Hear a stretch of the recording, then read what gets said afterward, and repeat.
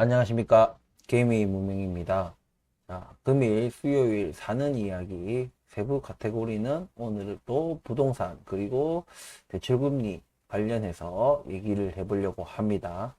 시청하시기 전에 구독과 좋아요 부탁드리겠습니다. 자, 제가 이제 지난 영상 때 이게 정부가 뭔가 마른 서민을 위한다, 뭐 내 집 마련을 위해서 뭐 어쩌고 저쩌고 얘긴 하지만 실질적으로 하는 것은 그런 게 아니에요. 그런 거 할 지금 한국의 경제 상황도 아닙니다. 제가 과거에서도 말씀드렸다시피 지금 우리나라는 대출 금리를 낮추면은 이것이 뭔가 생산적인 곳에 투자가 되는 것이 아니고 전부 다 부동산으로 들어가는 것밖에 안 돼요. 그리고 우리가 지금 내수 소비가 진짜 엉망진창이라는 지금 계속 보고가 나오고 있습니다. 경제가 지금 내수가 죽어버리니까 일단 직접적으로 자영업자들이 다 망해버려요. 자영업자들이 밥도 안 사 먹고 사람들이 외식도 안 하고 커피를 사 먹는 것도 이제 현저하게 줄어들고, 예, 뭐 아예 모든 뭐 자영업자들이 망하는 건 아니겠지만 우리나라 그 자영업자 수가 전체 생산 인구 대비 4명 중에 1명꼴로 지금 자영업자입니다. 그러니까 3명이, 그러니까 4명 중에 생산을 하는 인구 4명 중에 1명이 지금 자영업자예요. 근데 우리나라가 내수 소비가 워낙 이제 어느 정도 받쳐줬기 때문에 이 많은 자영업자들이 돌아갔는데 지금 내수 소비가 완전 죽어버렸거든. 그 이유가 당연히 이제 부동산에 깔고 앉아 있는 돈, 그 돈을 이제 원리금을 갚아 나가기 바쁜 거예요. 그리고 엄청나게 오른 물가. 그러니까 당연히 뭐 소비 지출 여력 자체가 지금 굉장히 줄어들었다. 당연히 자영업자가 망할 수밖에 없는 겁니다. 이런 부분들 때문에 지금 안 좋은 건데, 금리는 지금 우리나라에서는 금리 인하를 미국이 뭐 내린다고 해가지고 따라 내리다가는 우리나라 망해요, 진짜로. 이게 그냥 하는 소리가 아니고, 이거는, 그냥, 야, 무조건 오르니까 주식도 사고, 부동산도 사고, 이렇게 떠들어대는 인간들 말고, 정말 양심적인 학자들은 계속해서 지금 경고를 하고 있습니다. 그리고 우리나라 내부의 학자들 뿐만이 아니고 외부의 이제 국외의 어떤 저명한 기관에서도 한국의 가계부채 그리고 국가부채에 대해서 경고를 계속 날리고 있어요. 이거를 진짜 계속 무시를 하고 있는데 이게 말씀드렸다시피 진짜 다 뭐 한국 시장에서 다 도망쳐. 진짜 보고서 하나만 나오면 우리나라 망하는 거예요. 위기는 서서히 오는 게 아니에요. 그냥 어느 날 갑자기 오는 겁니다. 어느 날 갑자기. 당연히 손 쓸 틈이 없는 겁니다. 그래서 그때 되면 뭐 지금 나 이만큼 내가 산 가격보다 2억 올랐으니까 뭐 1억 떨어져도 뭐 1억만 남기고 팔지 뭐. 절대 안 팔려요. 그러니까 그런 환경이 만들어졌기 때문에 부동산이 폭락하고 주식이 폭락하고 이런 자산시장들이 폭락을 하는 겁니다. 그런 환경이 안 되면 당연히 폭락할 일이 없는 거죠. 분명히 이런 것들을 아셔야 된다. 그래서 지금 정부에서 행하는 이런 모든 것들은 경제의 어떤 기본적인 틀을 벗어나는 굉장히, 그러니까 반대로 지금 뭔가 우리나라 경제가 움직이고 있다. 미국도 마찬가지예요. 미국도 제가 연내 금리 한 번, 진짜 해봐야 정치적인 이유로 딱 한 번 금리 인하를 0.25를 한다. 라고 저는 보거든요. 근데 지금도 여전히 이제 주식판에서 애널리스트들이나 금리가 내리면 좋아할 사람들, 그 사람들은 계속해서 뭐 빅컷이니 뭐 0.25씩 세 번씩 해가 세 번을 해서 연내 0.75가 내리니 뭐 아니면 0.5를 한 번 하고 한 번 쉬었다가 또 0.25를 하니 이렇게 지금 떠들어대고 있어요. 제가 계속 강조했지만 미국은 굉장히 지금 경제가 좋습니다. 탄탄해요. 그래서 어쨌든 미국은 이런 고금리 속에서 기업들이 그러니까 불필요한 인력을 줄이고, 그러니까 완전히, 그러니까, 그런 경기 침체에 대비하자 이런 것보다도, 여러 가지 산업군에서 보여지는 그런 과도기적인 성격의, 그런 기관들을 보내면서 그때는 내가 아무리 뭘 해도, 수요 자체가 없는 시장이기 때문에, 이때는 너무 이제 앞선 미래를 내다보고 불필요한 인력들을 너무 많이 갖추고 있었던 거지. 그런 것들을 적절하게, 그냥 과도하지 않게 적절한 수준으로 인력을 감축을 하는 겁니다. 이런 과정 속에서 당연히 이제 실업률이 조금 늘어날 수 있고, 그런 부분들이 있지만은, 미국은 현재 건강하게 조정이 되고 있는 거예요. 자기네들은 잘 되고 있는 겁니다. 제가 또 말씀드렸다시피 임금이나 내수 소비나 이런 것들이 굉장히 탄탄해요. 그렇기 때문에 미국에서도 섣불리 금리 인하라는 걸 이제 뭐 하기는 해야 되겠지만은 자기들이 그러니까 뭔가 시장에서 기대하는 것만큼 그렇게 금리 인하를 이루어지지 않습니다. 그리고 우리 한국도 마찬가지로 미국에서 이제 그렇게 주춤주춤 하면은 우리나라는 사실 더 안 돼요.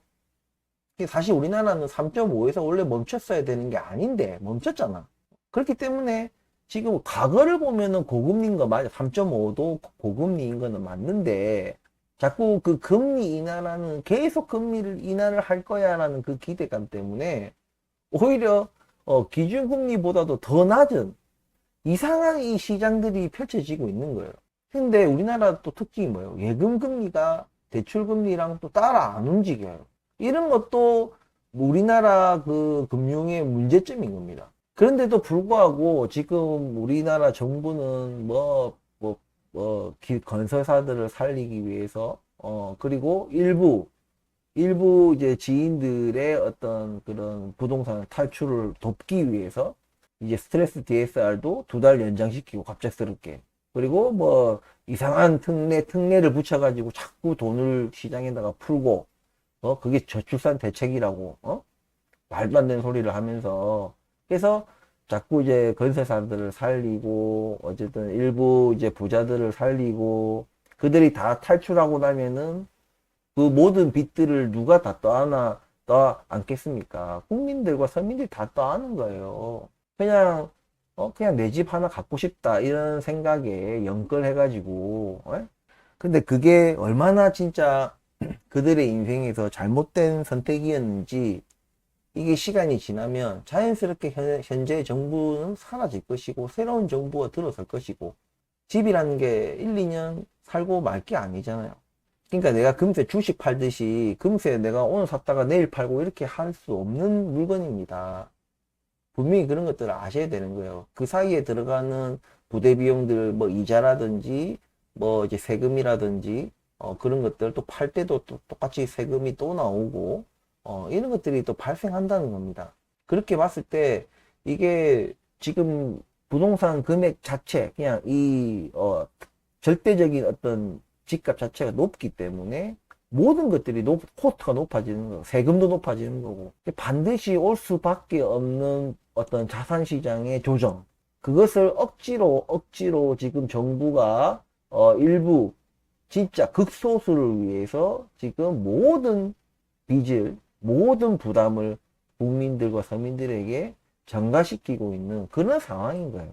지금 우리나라는 지금 내수 소비를 할 돈이 없어요. 돈을 벌어다가 전부 다 은행에 다 갖다 바쳐야 되는 거야.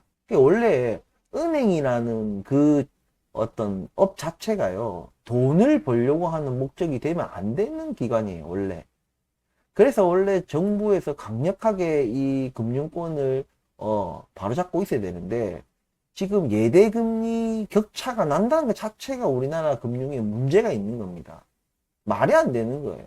그만큼 우리나라 지금 서민들이나 국민들이 또 잘못된 어떤 부동산에 대한 환상을 가지고 있다.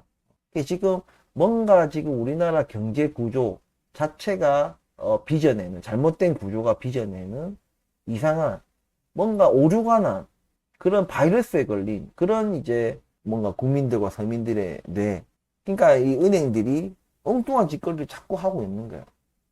가계대출을 조이는 것도 아니고 이것도 아니고 그냥 자기들 이윤을 극대화하는 거예요. 절대 말씀드렸다시피 은행은 절대 이윤을 극대화하면 안 되는 업종입니다, 원래. 그래서 이거를 그냥 자유시장 경제에 맡기지 않아요. 그냥 강력한 법으로, 금융법으로 딱 제재를 해야 되거든요. 그러니까 예대금리 차라는 것 자체가 그렇게 많이 날 수가 없어요. 그게 왜냐면 그게 장사기 때문에. 그러니까 국가 경제 자체가 지금 너무 힘든 거예요. 서민들이 힘들어요. 벌어도 이게 생활이 나아지지 않고 은행은 계속 배가 불러지고 이게 말이 안 되는 겁니다. 그러니까 원래 조금 도와주면은 잘할 사람들을 원래 해주는 것이 기본적인 금융업인데 이 사람을 도와줘야 되는 거야. 근데 얘들이 도와줘야 되는 사람이 자기의 사익을 위해서 힘들어하는 이런 국민과 서민들을 이용하는 거예요. 그들의 재산을 뺏어오는 거예요. 그래서 이것을 지금 정부는 말은 은행 뭐라 하면서도 전혀 정책과 정부 정책이나 이런 거 하는 거 보면은 전혀 딴판인 겁니다. 제가 계속 얘기했듯이 현재 정부는요, 말과 실제 행동이 전혀 비슷하지도 않아요. 그냥 아예 정반대예요. 국민을 위한다면서 국민을 망하게 하는 정책을 하고 국가 경제를 위한다면서 국가 경제를 망하게 하고 우리 자국을 위해서 뭔가 한다면서 일본을 위해서 뭔가를 해버리고 그러니까 일본을 위해서 하는 게 우리나라를 위해서 하는 거다 이런 논리인 거예요. 그러니까 근데 그거를 일본을 위해서 한다라고 하면은 국민들의 저항이 더 세지니까 말은 우리나라 뭐 이래 해서 주변 국가와 뭐 발돋움해서 뭐 경제 이제 과거는 있고 앞으로 나가야 된다 뭐 이런 식으로 얘기하면서 실제적으로는 우리나라에는 아무 득 없고 일본만 좋을 일만 시키는 거예요. 이렇게 말과 행동이 전혀 다른 겁니다. 근데 이 세상은요, 우리나라만 살아가는 게 우리만 살아가는 게 아니에요. 제가 금융은 과거 좀 오래됐지만 영상에서 말씀드렸다시피 금융은 정말 모든 전 세계가 아무리 다투고 싸우고 뭐 전쟁을 벌이고 난리를 쳐도 있잖아요. 이 금융이라는 놈은 이 유기적으로 서로 이게 거미줄처럼 다 이렇게 엉켜 있어요. 네트워크가 돼 있다는 얘기예요. 나 혼자 뭘 한다고 되는 게 아니에요. 특히나 우리나라 같이 수출 의존도가 높은 국가에서는 자원도 없고 기술 경쟁력도 없고 이런 나라에서는 외부의 어떤 환경에 더 의존하는 게 굉장히 큽니다. 그래서 지금도 제가 환율을 보라고 하는 이유고 환율을 보세요. 환율 안 떨어지잖아요. 아직 미국은 금리 인하 하지도 않았어. 그냥 금리 인하를 한다는 뉘앙스만 딱 풍겼는데도 원래는 그 정도만 해도 금리가 확 떨어져야 돼요. 근데 생각보다 지금 안 떨어지잖아. 그게 왜요? 이번에 우리나라 한국은행 총재도 진짜 이 사람들도 뭐 정부의 노역자니까 뭐 어떻게든 내리고 싶은데 이거 진짜 이거 내리다가는 진짜 불난집이 기름 붓는 격이거든. 그냥 도저히 못 내리는 거야. 근데 본격적으로 이제 미국에서 금리를 내린다. 제가 말씀드렸다시피 이렇게라도 하려면은 조정을 제대로 하려면요. 금리를 올리지도 내리지도 않고 계속 버텨야 돼요. 미국의 금리가 우리나라 금리랑 똑같아질 때까지 하다못해 똑같아져야 되는 거예요. 적어도. 미국보다 원래 우리의 금리 자리는 미국보다 높아야 된다. 근데 우리나라 아무 경쟁력이 없다 보니까 자원도 없고 그렇다 보니까 금리를 이제 더 이상 올릴 수가 없는 거야. 왜? 우리나라 경제가 버티지 못한다 이겁니다. 근데 그거를 그런 식으로 하다가는 장기 침체의 늪에 빠질 수밖에 없는 거예요. 이게 악순환인 그런 게 악순환입니다. 지금 우리나라 보세요. 실업률도 높고 지금 고용 일자리도 없지, 양질의 일자리도 없지, 알바 자리도 없지, 자영업도 안 돼. 그리고 이커머스 시장 다 죽어가지. 제조업은 이제 좀 한물간 이제 그런 것이 돼버리지. 중소기업, 중견기업들도 지금 이런 산업혁명이 제4차 산업혁명이 일어나는 이 시기에 그리고 이커머스 시장이 터지고 중국발 이런 직구 이런 것들 때문에 골머리가 아프거든요. 설 자리가 없는 거예요. 아무것도 할 수가 없어 우리나라는. 빨리 지금 기술에 투자를 하고 R&D 개발을 하고 진짜 고부가 가치 산업에 투자를 해가지고 뭔가 좀 낙수 효과 대기업이 잘해가지고 그 밑에 또 다른 기업들이 또 고용 창출하고 또 그 밑에 하청 기업도 또 고용 창출하고 그리고 집값을 바로 잡음으로 인해 가지고 가계 부채를 줄이고 부담을 줄이고 그렇게 해서 내수 소비 진작을 또 일으키고 해야 되는데 지금 이것도 저것도 할 수가 없는 거야. 금리를 올리지도 내리지도 못하는 거야. 그나마 할 수 있는 것은 동결을 유지한다. 언제까지? 미국 금리가 한국 금리랑 같아지거나 더 낮아질 때까지. 그게 우리나라 지금 자영업자들이 하나는 알고 둘은 모르는 거예요. 금리를 낮추면 당장 뭐 원리금이 조금 몇 푼 줄어들겠지만 금리를 낮추면 또 뭐가 된다? 부동산이 또 높아지고 뭔가 또 광풍이 불면서 모든 돈들이 다 글로 들어가 버려요. 그러니까 자영업자한테는 매출이 안 늘어나는 거야. 왜? 커피 사 먹으려고 외식하려고 대출 받지 않거든요. 기본적으로. 그것을 알아야 되는 겁니다. 금리를 낮춰주면 우리나라는 전부 다 부동산이에요. 자산 시장으로 가지 내수 소비로 안 간다.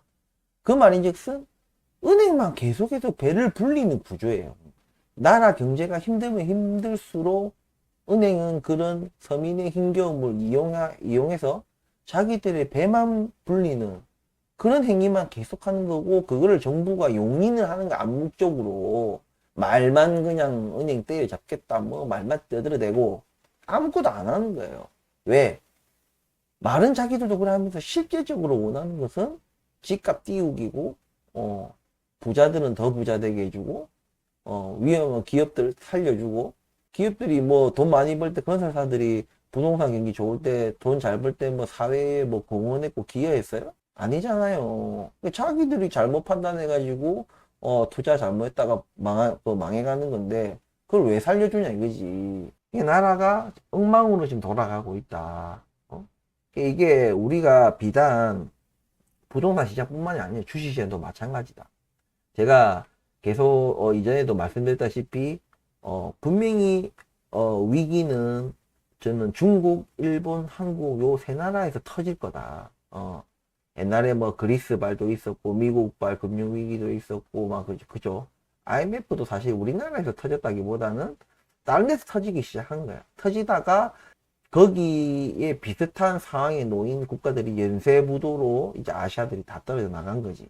근데 이번에 요 세 나라 중에 저는 하나가 터질 것 같아요. 어제도 이제 뉴스가 났죠. 영국도 테크니컬 디폴트.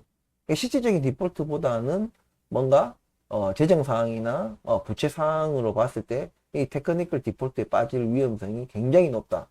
영국이 어떤 나라입니까, 여러분들? 지금 영국 지금 난리예요. 영국은 지금 내란 수준의 지금 우리나라는 진짜 국민들이 착해요. 제가 볼 때는 너무 착합니다. 우리나라 국민들은 진짜 요즘 뭐 이렇게 기사 범죄 뉴스 보면은 또라이들도 참 많아지긴 했는데 여전히 전체적으로 우리나라는 참 순하고 국민들이 순하고 착하고 정말 진짜 역사가 말해주듯이 맨날 주변 강대국에 침략을 당하고 통치를 받을 수밖에 없는 민족 같았어. 너무나 순해 내가 볼 때는.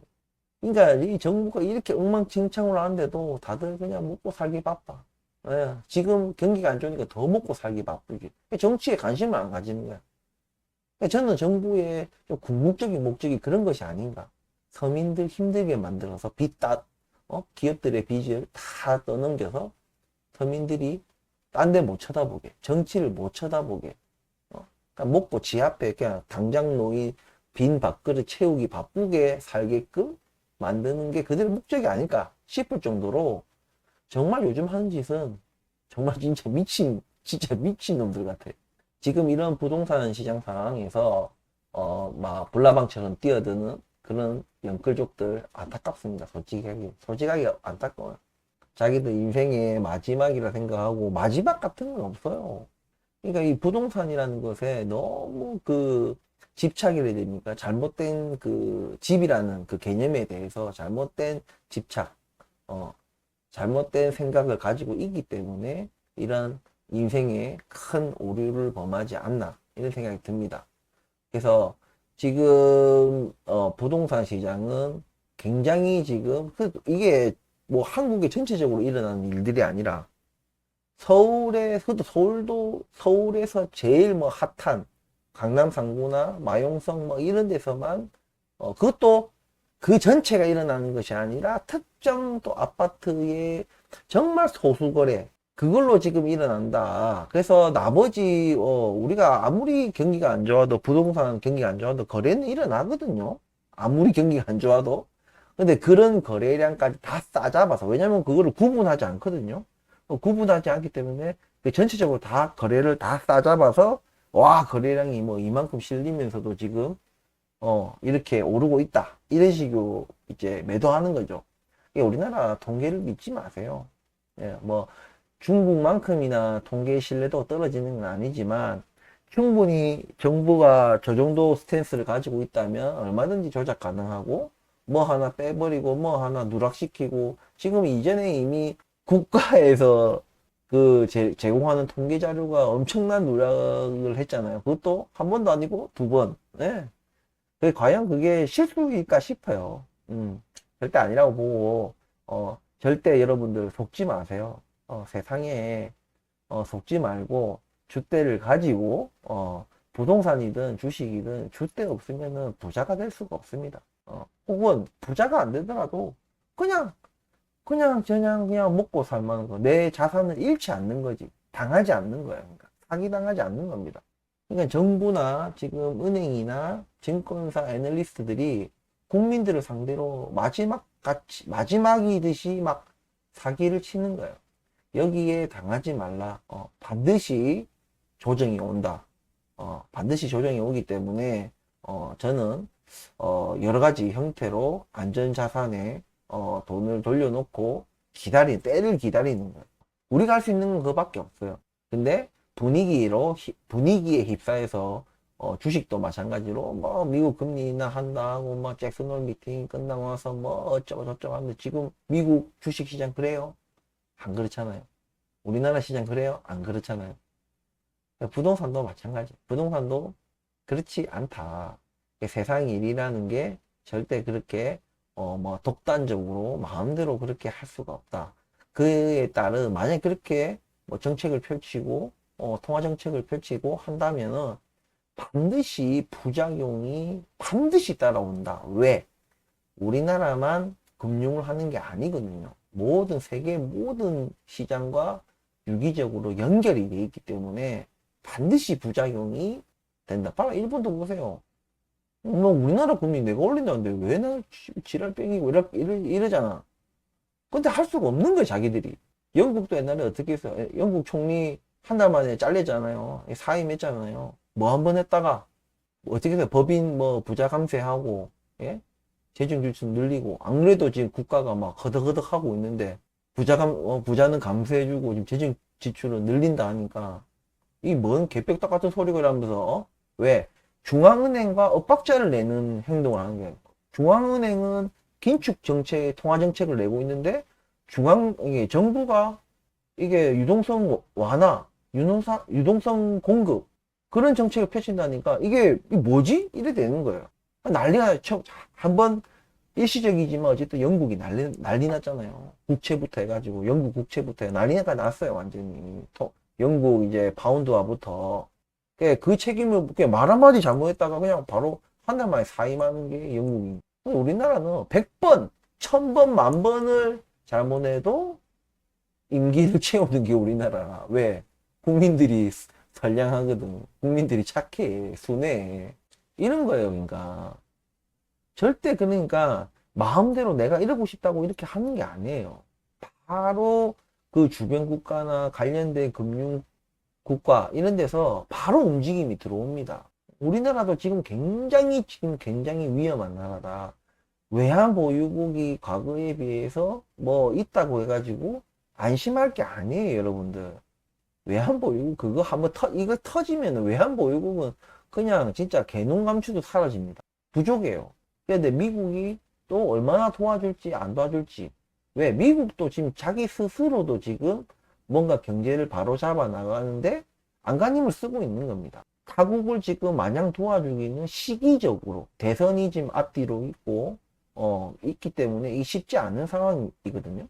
예, 지금 우리나라는 정말 진짜 아끼고 뭐 어째 해서 빨리 경제를 살릴 생각을 해야 되는데, 경제를 더 나락으로 가고 더 망하게 하고 뭔가 미래가 없는 그런 산업군에 미친 듯이 돈을 쏟아붓고 하고 있는 겁니다. 절대 여기에 속아서 여러분들의 자산 까먹는 그런 좀 우를 안 범했으면 좋겠다, 이런 말씀을 드립니다. 이렇게 힘든 시기, 이게 어떤 지금 굉장히 지금 다 됐어요. 제가 볼 때는 내년 상반기라 보거든요. 내년 상반기면 그 사이에 몰라 크게 작은 뭔가 충격이 있을지 없을지는 모르겠지만 그러니까 뭔가 전조 현상 같은 게 있을지 없을지 모르겠지만 워낙 이제 미국 대선이라는 이슈가 큰 이슈가 있고 그리고 산타랠리 이런 것들이 있기 때문에 올해는 모르겠어요. 하지만 내년 상반기에는 분명히 전 세계적으로 두드려 맞는 그것이 어디서 이 촉발이 어디서 될지는 모르겠어요. 하지만 저는 그것이 한국, 중국, 일본 요 세 나라의 어딘가에서 이게 터질 것이다. 예, 왜냐면 유일하게 이 지금 상황에서 조정을 거치지 않는 나라다. 지금 중국은 본의 아니게 그 뭔가 조정을 거치려고 하는데 얘네들이 내수가 완전 죽어버리고 부동산 때문에 쫄딱 망해 놓으니까 돈을 막 풀어제끼고 있어. 일본도 막 풀어제끼고 있어. 일본은 옛날부터 계속 풀어제꼈지. 그 중국도 부동산이 망하고 뭐 헝다 망하고 뭐 망하고 이거 막 망하니까 얘네들이 계속 지금 저금리로 지금 유도선 공급을 하려고 하는데 경기 자체가 죽어버리니까 살아나지도 않는 거야.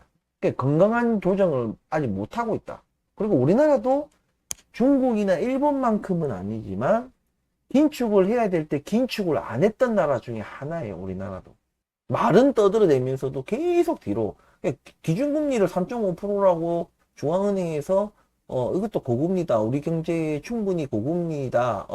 긴축적인 어떤 금리다라고 하는데 정부가 계속 아까 영국처럼 계속 그러니까 한 번에 그러니까 저렇게 영국처럼 하는 것이 아니라 계속 말만 뭔가 좀 특정 어떤 부분에만 취약적인 부분에만 공급하는 척으로 말은 하지만 전체적으로는 그냥 시장에 계속 돈을 공급하는 거야.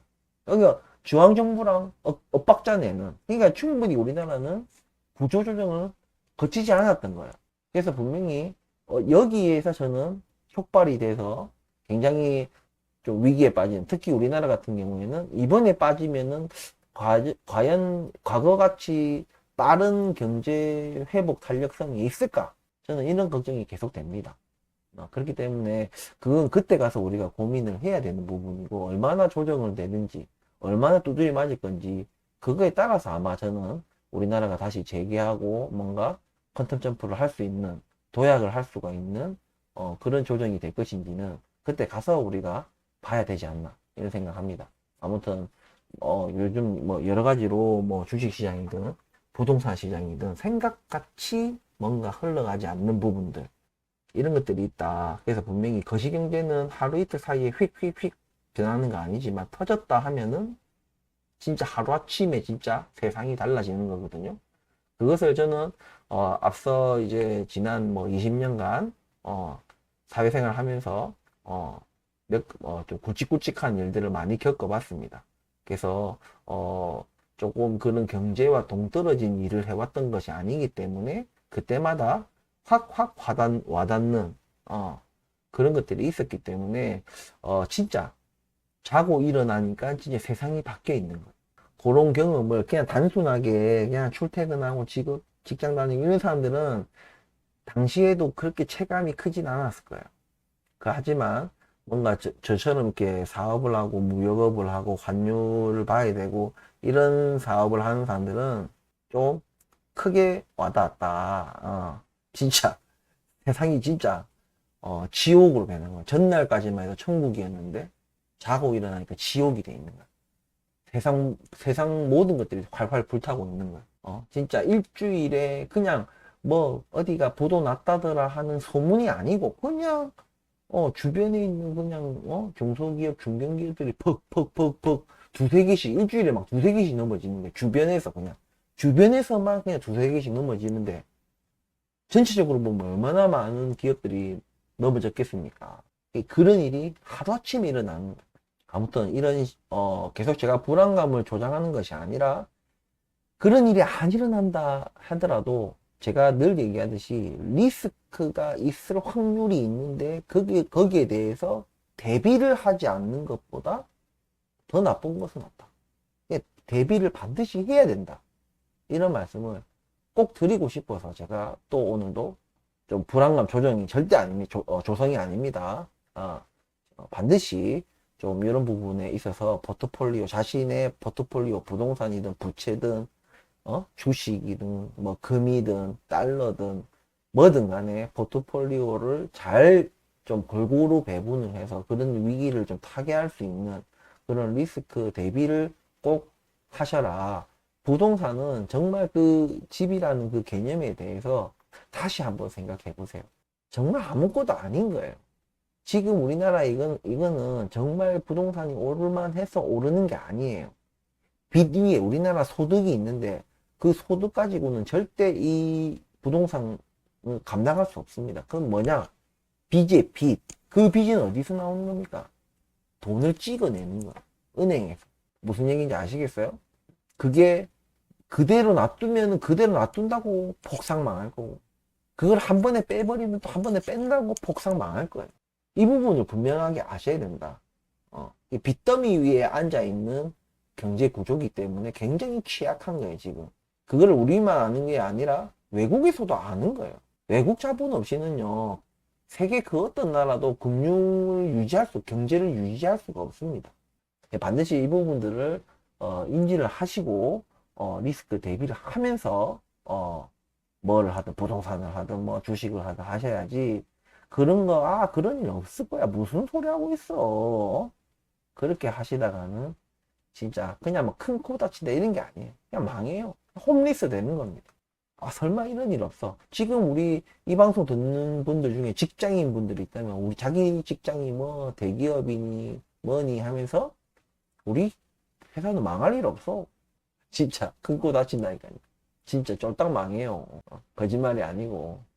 아무튼 이런 과도기적인 시기 분명히 조정은 온다.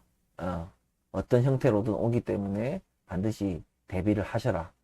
다시 한번 경고를 드리면서 오늘 방송 마치도록 하겠습니다. 도움이 되셨다면 구독과 좋아요 부탁드리겠습니다. 감사합니다.